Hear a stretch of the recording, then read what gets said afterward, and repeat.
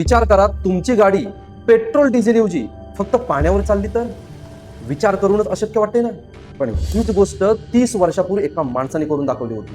Stanley mayor नावाच्या एका शास्त्रज्ञाने तयार केलं होते. ते अशी एक वॉटर फ्युएल सेल टेक्नॉलॉजी शोधून काढली होती, ज्यामध्ये वॉटरचं इलेक्ट्रोलिसिस करून हायड्रोजन आणि ऑक्सिजन सेपरेट करून त्या हायड्रोजन पासून त्यांनी गाडी पळवून दाखवली होती. अमेरिकेमध्ये लॉस एंजेलिस ते न्यूयॉर्क हे प्रचंड अंतर त्याने फक्त 83 लिटरच्या पाण्यामध्ये पार करून दाखवलं होतं. पण अशी टेक्नॉलॉजी जर जगासमोर आली असती तर कोट्यवधी डॉलर्सचा तेलाचं साम्राज्य एका रात्रीत उद्ध्वस्त झालं असतं. स्टॅनली मेयर यांना या शोधासाठी खूप साऱ्या ऑफर आल्या होत्या, कोट्यवधीच्या ऑफर आल्या होत्या, पण त्यांनी त्या सगळ्या नाकारल्या. त्यांनी आपली टेक्नॉलॉजी कोणाला विकलीच नाही. एक दिवस 21 मार्च 1998 रोजी स्टॅनली मेयर अमेरिकेतल्या एका रेस्टॉरंटमध्ये 2 इन्व्हेस्टरला भेटायला गेले होते.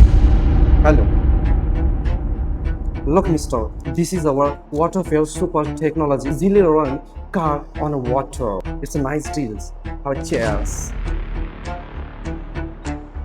तिथे ते ज्यूसचा एक घोट घेतात आणि अचानक त्यांची तब्येत बिघडते आणि त्यांचे शेवटचे शब्द असतात, दे पॉइझन मी.